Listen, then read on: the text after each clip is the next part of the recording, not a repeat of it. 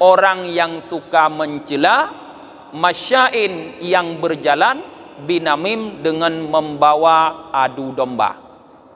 Nah, jadi kalaupun berita yang kita bawa benar, kata Sayyidina Umar, maka kita termasuk orang yang suka mengadu domba. Jadi artinya tidak semua berita yang benar harus disampaikan kepada orang lain. Karena kita harus melihat akibat dari berita tersebut.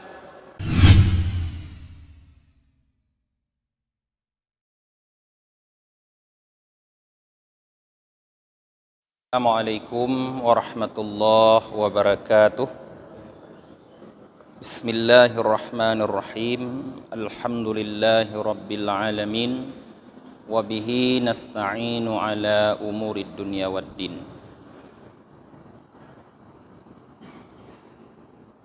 Asyhadu an la ilaha illallah wahdahu la syarikalah. Wa asyhadu anna Muhammadan abduhu wa rasuluhu la nabiyya ba'dah. Allahumma salli wa sallim wa barik ala sayyidina Muhammad wa ala alihi wa sahbihi ajma'in, amma ba'd. Allahumma allimna ma jahilna wa dzakirna ma nasina wa fahimna ma lam nafham. Subhanaka la ilma lana illa ma 'allamtana innaka antal alimul hakim. Rabbi shrah li sadri wa yassir li amri wahlul 'uqdatam min lisani yafqahu qawli. Jamaah salat maghrib yang dirahmati oleh Allah Subhanahu wa taala, malam ini akan kita lanjutkan kembali kajian kita tentang namimah, salah satu sifat yang tercela, yaitu sering kita sebut dengan mengadu domba. Dalam kajian yang lalu kita telah membaca hadis di mana dalam hadis itu Rasulullah mendefinisikan namam, orang yang suka menyebarkan namimah, dengan dawil wajhin, alladzi ya'ti haula'i biwajhin wa haula'i biwajhin. Orang yang memiliki dua wajah, yang datang kepada sekelompok orang dengan satu wajah dan datang kepada orang lain dengan wajah yang berbeda. Artinya ini kiasan yang menunjukkan orang yang suka menyebarkan namimah itu memiliki dua kata-kata yang berbeda atau sikap yang berbeda. Datang kepada suatu kelompok dengan kata-kata seperti ini, datang kelompok lain dengan kata-kata yang lain, yang kata-katanya dapat menimbulkan permusuhan di antara dua kelompok atau di antara dua orang. Malam ini para jamaah kita akan melihat sedikit cerita tentang bentuk namimah itu dalam praktek dan bagaimana bahayanya namimah tersebut. Ruwiya an Hammad bin Salamah annahu qala, diriwayatkan daripada Hammad bin Salamah bahwa beliau Hammad berkata, ini adalah sebuah cerita. Ba'a rajulun ghulaman, seorang laki-laki menjual seorang budak hamba sahayanya. Faqala lil mushtari, ketika ia menjual, dia berkata kepada pembeli, laisa fihi aibun illa annahu nammam.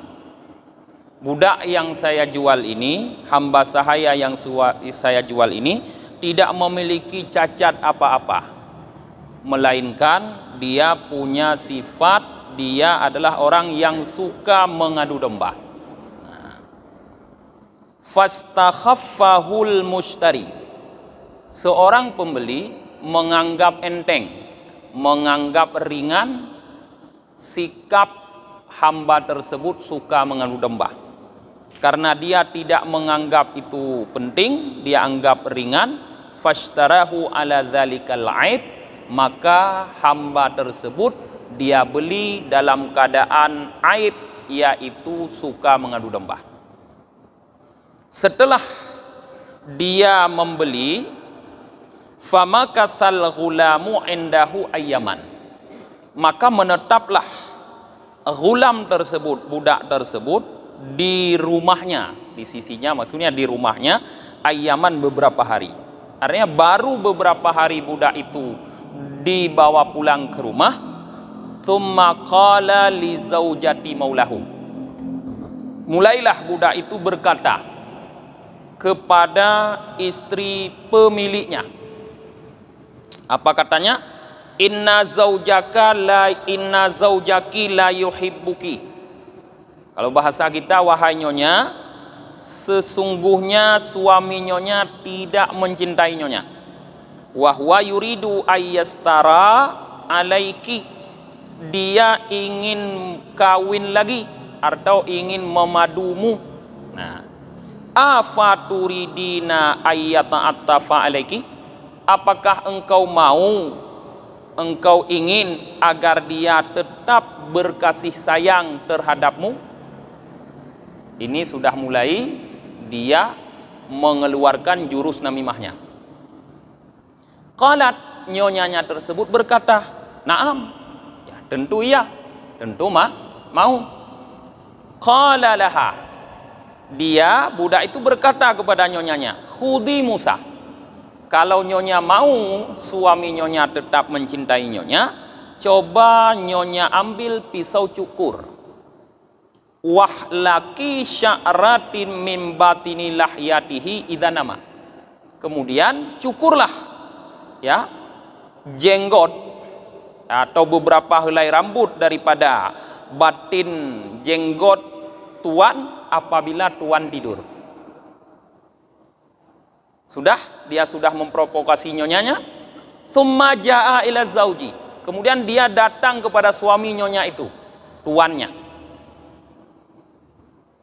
Qala, dia berkata, "Inna mra'ataka takhadanat," yakni ittakhadat khalilan. Wahai tuan, sesungguhnya istrimu mengkhianatimu. Sesungguhnya istrimu telah berbuat khianat. Yakni maksud khianat ini di sini ittakhadha khalilan, dia punya kekasih gelap. Ya, artinya dia berselingkuh di belakang tuan. Wahya qatiluka, ia ingin membunuh tuan. Aturidu ayyatabina lakadzalik, apakah tuan ingin bukti bahwa ia ingin membunuh tuan? Qala, tuannya berkata, "Na'am." Ya, ingin. Qala, budak ini berkata, "Fatanawamu laha." Kalau tuan ingin bukti, coba tuan pura-pura tidur untuknya. Coba tuan pura-pura tidur. Fajaat imra'atun bi Musa litakhalluki sya'rati. Maka di saat tuannya pura-pura tidur, datanglah istrinya dengan membawa pisau cukur.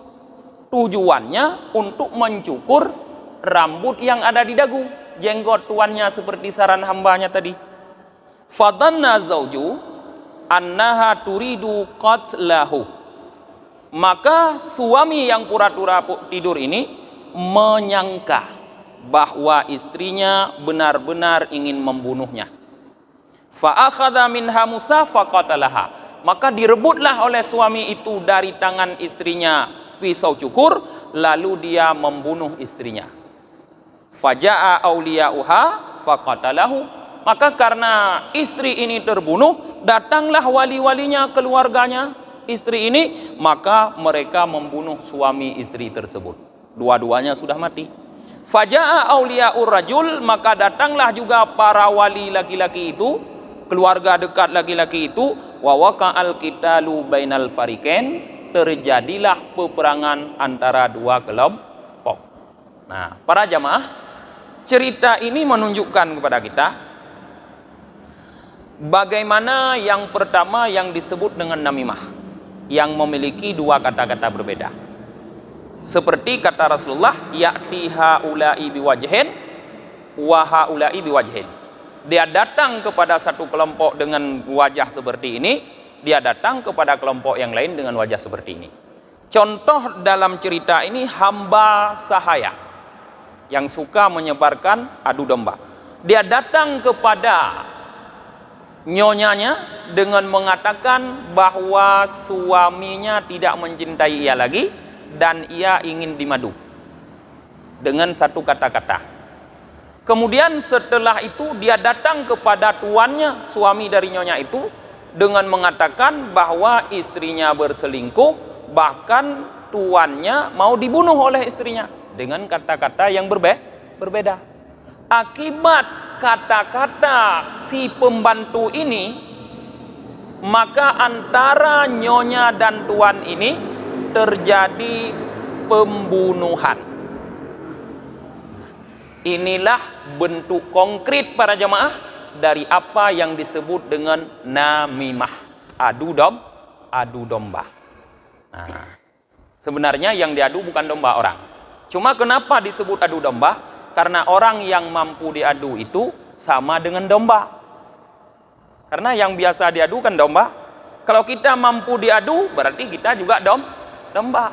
Maka kita akan nanti diterangkan bagaimana harus bersikap supaya tidak menjadi domba yang mampu diadu oleh orang lain.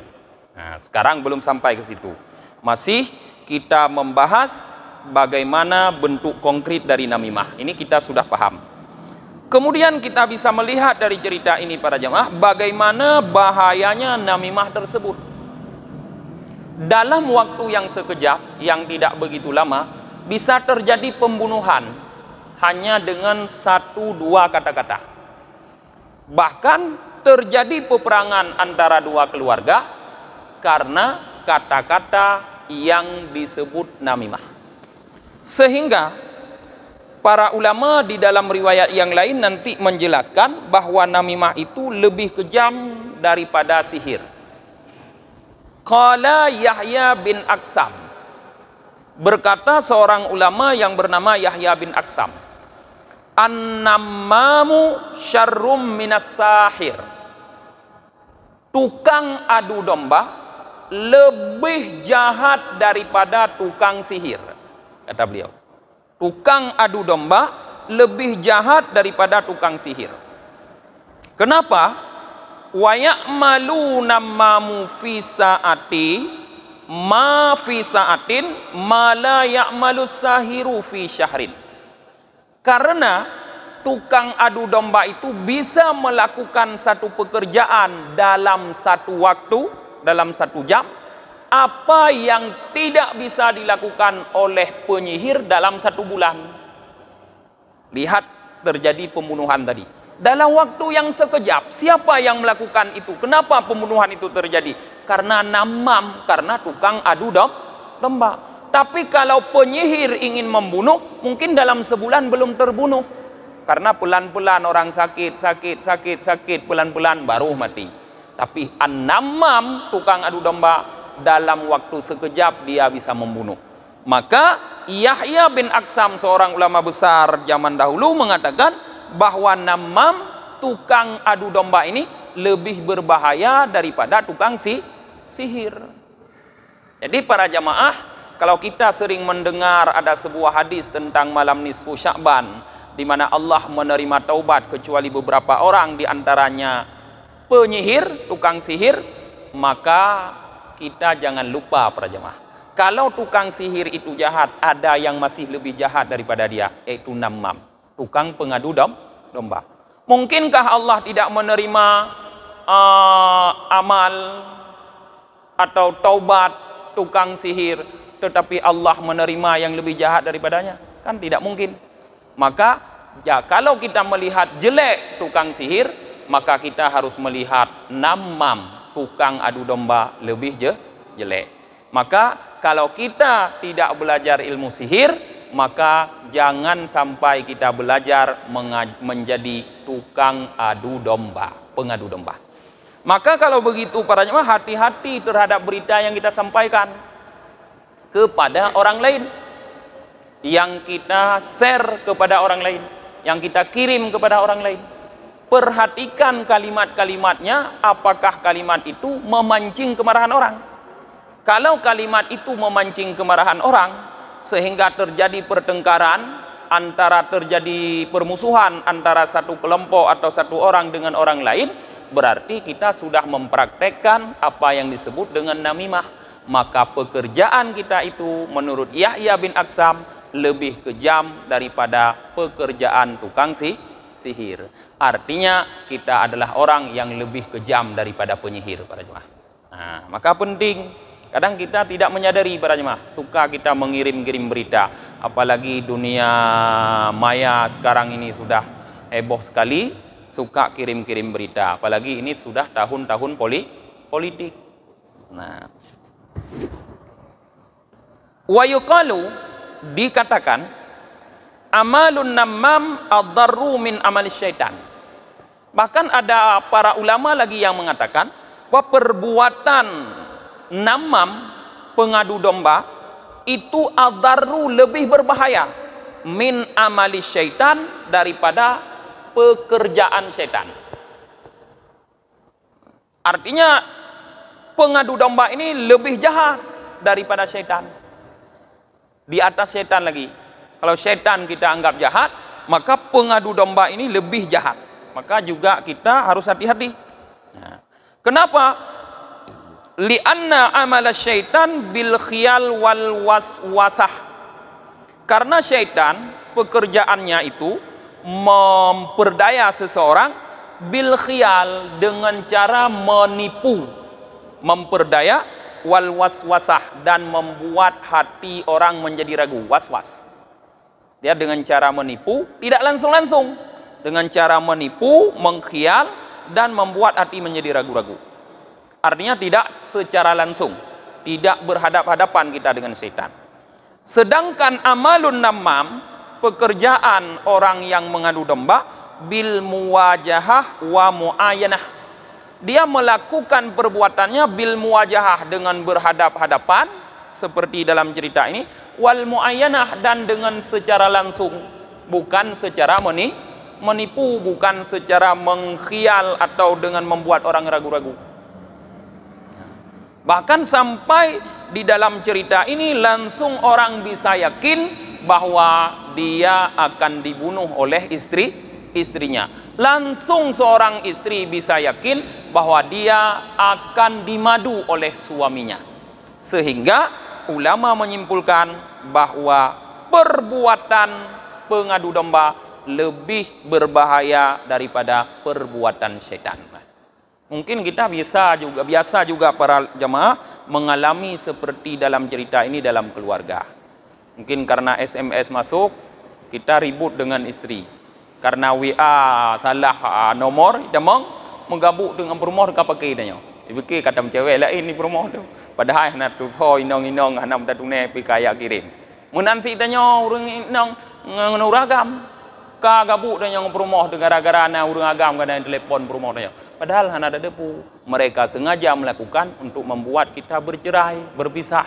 Setelah kita berpisah, mereka bertepuk tangan karena mereka adalah tukang adu domba. Waqad qala Allah Ta'ala, padahal Allah Subhanahu wa taala sudah berfirman dalam surah Al-Masad ayat 4. Allah mengatakan hammalatal hatab. Ayat ini tentang istri Abu Lahab. Wa mra'atuhu hammalatal hatab. Istrinya Abu Lahab adalah pembawa kayu bakar, kata Allah. Nah, qala aksarul mufassir, kebanyakan para ulama ahli tafsir berkata, innal hataba arada bihin namimah. Yang dikehendaki, yang dimaksud oleh Allah dengan kalimat al-hatab yang berarti kayu bakar di situ, maknanya adalah namimah. Nah, wa innama summiyatin namimatu hataban li'annaha sababun lil adawati wal qital. Lalu kenapa Allah sebut namimah dengan kayu bakar, dengan hatab? Karena namimah itu ya dapat menjadi sebab bagi permusuhan dan peperangan. Fasara bimanzilati iqadinar. Maka kedudukan namimah itu sama seperti menyalakan api. Orang menyalakan api zaman dulu sebelum ada gas dan minyak dengan kayu bakar. Jadi orang gunanya kayu bakar apa? Untuk menyalakan api. Jadi nyala api itu sama dengan namimah yang membangkitkan permusuhan. Maka sebagai ganti daripada kalimat namimah, menurut kebanyakan para mufassir, Allah menyebut kiasannya hatab, kayu bakar. Maka bermakna wa mra'atuhu hammalatal hatab, istrinya Abu Lahab, kata Allah, adalah orang yang suka menimbulkan permusuhan. Nah, dalam sejarah kita dibaca bahwa istri Abu Lahab adalah salah satu penyebab Abu Lahab tidak akur dengan keluarganya, termasuk dengan Rasulullah sallallahu alaihi wasallam. Jadi dia yang menyebabkan permusuhan antara Abu Lahab dengan keluarganya. Maka Allah menyebutkan hammalatal hatab. Kemudian para jamaah, diriwayatkan daripada Umar bin Abdul Aziz annahu dakhala alaihi rajul, bahwa masuk menghadap beliau seorang laki-laki. Fadzakara indahu rajulan, laki-laki itu bercerita kepada Umar ibnul Abdul Aziz tentang seorang laki-laki yang lain. Faqala lahu Umar berkata kepadanya, in syi'ta nadarna fi amrika, in kunta kadiban fa anta min ahli hadhil ayah, in ja'akum fasikum binaba'in fatabayyanu. Beliau Umar berkata kepada laki-laki itu, jika kamu ingin,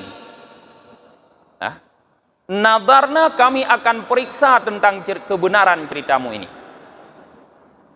In kunta kadiban, jika ternyata berita yang kamu sampaikan ini bohong, kata Umar kepada laki-laki yang membawa berita itu, fa anta min ahli hadhil ayah, maka kamu termasuk orang yang dimaksud oleh ayat ini. Beliau membaca surah Al-Hujarat ayat 6. In ja'akum fasikum binaba'im fatabayyanu. Jika datang kepada kalian seorang fasik dengan sebuah berita, maka tabayyunlah, periksalah. Jadi kalau pembawa berita itu bohong, maka dia adalah orang fasik, artinya menurut Umar bin Abdul Aziz. Kalau berita yang kita bawa itu adalah berita bohong, maka kita termasuk dalam makna ayat yang disampaikan oleh Allah, yaitu orang fasik. Wa in kunta sadikan, kata Umar bin Abdul Aziz, jika setelah kami periksa ternyata kamu benar, berita yang kamu bawa itu benar, fa anta min ahli hadhil ayah, maka kamu termasuk orang yang dimaksud oleh ayat ini. Beliau membaca surah Al-Qalam ayat 11. Hammazim masya'im binamim. Artinya orang yang suka mencela, masya'in yang berjalan, binamim dengan membawa adu domba. Nah, jadi kalaupun berita yang kita bawa benar, kata Sayyidina Umar, maka kita termasuk orang yang suka mengadu domba. Jadi artinya tidak semua berita yang benar harus disampaikan kepada orang lain, karena kita harus melihat akibat dari berita tersebut. Kalau berita yang kita sampaikan itu dapat menimbulkan permusuhan, maka jangan sampaikan sekalipun benar. Karena kalau kita sampaikan, kita termasuk dalam maksud ayat yang dikatakan oleh Allah, hammazim masya'in binamim, orang yang suka mencela, yang berjalan membawa berita adu domba. Apalagi salah. Kalau berita itu salah, tidak kita cross check lebih dahulu, langsung kita share, padahal itu adalah hoak, berita bohong, maka berita yang dapat membuat permusuhan orang yang kita share itu membuat kita masuk dalam kategori firman Allah, ja'akum fasikum binaba'in. Kita termasuk orang fasik yang membawa berita. Artinya dua-duanya tidak baik. Kalau berita dapat membuat permusuhan, pertengkaran antara orang lain, benar tidak baik disampaikan, tidak benar berita itu hoak juga tidak baik disampaikan. Karena dua-duanya dicela oleh Allah dalam firman-Nya. Wa in syi'ta, kata Umar, jika kamu mau, afauna angka, kami maafkan darimu, terhadapmu. Artinya kami tidak cross check lagi, tapi kami tidak peduli tentang beritamu, kami maafkan, kamu silahkan pulang, kata beliau. Faqala, maka laki-laki yang mengadu kepada beliau, al-afwu ya amiral mu'minin, la a'udu ila mithli dhalik. Maafkan aku wahai Amiral Mukminin, aku tidak akan mengulangi lagi membawa laporan seperti ini. Nah, maka hati-hati para jemaah. Biasa ini mungkin di dunia pekerjaan, kita dilaporkan oleh bawahan kita bahwa ada bawahan kita yang lain yang begini. Nah, laporan itu kalau kita lihat dapat membuat kita marah kepada orang yang dilaporkan itu, berarti laporan itu adalah kalau benar itu juga termasuk namimah, karena membuat permusuhan. Kalau tidak benar, maka orang yang melapor itu adalah orang fasik. Jadi dua-duanya tidak bisa diterima. Allah melarang kita menerima persaksian orang fasik. Baik tak terima orang mendua lain yang baik tak punya. Jangankan bak dunia pekerjaan, musuh ada di masjid bisa terjadi. Dilapor musuh bak imam syik bahwa si fulan muno. Tunggu imam syik hana guko laju, terima laju. Padahal kadang yang lapornya ingin menjatuhkan si fulan supaya naik dia. Bisa saja terjadi dimanapun. Jangankan di masjid, di rumah tu, tapi anak be. Dilapor anak ayah abang muno. Padahal ji perle tanya budak tepot abang ni kadang gara-gara laporan ji. Nyan harus hati-hati katanya supaya jangan termakan dengan namimah. Kalau termakan seperti cerita tuan dan nyonya yang membeli hamba sahaya yang suka menyebarkan namimah. Waruya an Abdullah bin Mubarak annahu qala, diriwayatkan daripada Abdullah bin Mubarak bahwa sungguh beliau berkata. Abdullah bin Mubarak ini para jemaah adalah gurunya Imam Bukhari, penyusun hadis Sahih Bukhari. Waladuz zina la yaktumul hadis. Kata beliau, ini pendapat beliau, anak zina tidak bisa menyembunyikan berita atau kejadian. Kata beliau, anak zina tidak bisa menyembunyikan suatu kejadian, kata beliau. Wadzawil hasbi fi qaumihi la yu'dza jarahu, yakni alladzi la yaktumul hadisun nas wa yamshi bin namimah. Sedangkan orang yang mempunyai hisab bangsa dalam kaumnya, dia tidak akan mengganggu tetangganya, yakni orang yang tidak menyembunyikan cerita kepada manusia, wa yamshi bin namimah. Fahuwa waladuz zina, maka orang itu adalah anak zina. Syekh Abdullah bin Mubarak, gurunya Imam Bukhari, berpendapat bahwa bisa kita mengenal bahwa dia itu anak yang berbangsa, berketurunan yang sah, artinya orang tuanya menikah sah dengan orang yang dia adalah anak zina. Bisa jadi karena pernikahan orang tuanya tidak sah atau sebagainya, adalah bagaimana dia menyikapi satu berita atau satu kejadian. Kalau langsung dia menyampaikan kejadian atau berita itu kepada orang lain, menurut Syekh Abdullah bin Mubarak itu adalah anak zina. Tapi kalau dia tidak menyampaikan karena dia tahu dapat mengganggu orang lain, maka dia adalah orang yang keturunannya bagus. Nyan tanda ji kebanyakan. Jadi baik sampai danyo ji tandai kop. Thay na berita putroh laju danyo ha daim thagai dekat dia duk bagi dia kopi dia pegah tak pekau urung ju bulu-bulu. Nak leu tha urung dengar. Ta share ke no ta share ke deh grupnyo grup je padi bona grup danyo. Dumpu grup ta share. Hai ta thun thagai. Nyan kai tandai kop. Urung jarang ka depu nyo anak tina. Ti nyo anak tina hanya dak wong pemimpin. Baik tengah ya jelek. Jika mau yang kampung pun ham pilih dan nak pilih long nunggu ham pilih pun pilih anak tina. Nah, Wa annahu law lam yakun walada zina la katamal hadis. Karena kata beliau, seandainya dia bukan anak zina, sungguh dia menyembunyikan berita tersebut. Kalau bukan anak zina, pasti dia menyembunyikan berita itu katanya. Kenapa beliau bisa berpendapat seperti itu? Apa dasarnya? Wa hadza mustakhrijun min qaulihi ta'ala. Ini Syekh Abdullah bin Mubarak kan bukan orang sembarangan, gurunya Imam Bukhari.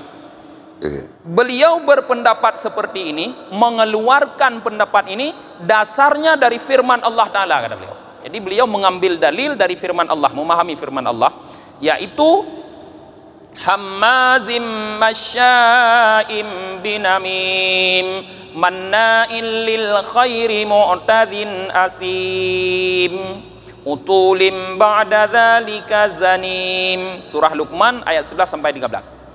Orang yang suka mencela, yang berjalan dengan membawa namimah, adu domba, suka mannain, merintangi kebaikan, mu'tadin asin, yang melampaui batas, lagi yang suka melakukan dosa, utulin ba'da dzalika zanim, yang kasar setelah demikian zanim. Zanim itu kata beliau anak zina. Jadi beliau memahami zanim yakni walidul, yang dimaksud di dalam ayat ini sebenarnya kalau kita lihat dengan asbabul nuzul ayat ini, Al-Walid bin Mughirah, seorang bangsawan Quraisy di Mekah yang bernama Walid bin Mughirah, yang sangat memusuhi Nabi, yang dia suka kali memprovokasi orang untuk memusuhi Nabi. Nah, jadi beliau Syekh Abdullah bin Mubarak memahami zanim di sini yaitu anak zina. Nah, maka berdasarkan ayat di belakangnya, masyaim bin namim, orang yang punya sifat hammam, suka mencela, masyaim bin namim, suka bercerita yang memprovokasi orang untuk bermusuhan, manna'il lil khair, suka merintangi, menghalang-halangi kebaikan, mu'tadin asim, suka melampaui batas dalam melakukan dosa, utulin, orang yang kasar, mereka itu kata beliau adalah anak zina. Kata Allah, ba'da dzalika zanim, setelah itu zanim, anak zina. Jadi orang yang punya sifat seperti itu adalah orang yang keturunannya tidak baik, hasil daripada perzinahan orang tuanya, ibu dengan ayahnya. Nah, ya. Jadi dapat kita simpulkan bahwa para jamaah, sikap adu domba ini adalah merupakan salah satu sifat tercela yang berbahaya bagi kehidupan masyarakat, dan dapat menunjukkan bahwa pelakunya adalah orang yang punya keturunan tidak baik atau disebut dengan anak zina. Maka tanya tak hindari pada jemaah, baik sampai ikut ni gop, munya ikut anak zina ya. Tah ikut, dah bukti, bukti ayat Quran. Kun Allah ba'da dzalika zanim. Setelah demikian anak zina, kata Allah. Allah yang menyebutkan dalam Al-Quran. Anak bukti, fitnah, ya, pencemaran nama baik. Berarti baik dia pegah idanya. Karena punya tukar pegah pitanya pitaban, pitanya piana tina, tak ada thong kejadian. Jadi artinya begitulah pandangan kon lu ya yu pegah-pegah bak dron ni nyogo pana tina. Ai tanggung jawab tilung ti tuntun dron. Ya pegah menggurai balung tu. Ya. Kah. Kadro ada. 1 menit lagi. Oh, 1 menit lagi hana pun lanjut deh. Mana mungkin dah baca tabuh hadis 1 menit. No mentang pengajian kita nyoba malamnya. Tutup dengan kita baca doa akhir majlis. Subhanakallahumma wa bihamdika wa nashhadu an la ilaha illa anta wa nastaghfiruka wa natubu ilaik. Subhana rabbika rabbil izzati amma yasifun. Wassalamun alal mursalin walhamdulillahi rabbil alamin. Sallallahu ala Muhammad sallallahu alaihi wasallam. sallallahu ala Muhammad sallallahu alaihi wasallam sallallahu ala Muhammad ya Rabbi salli alaihi wasallim.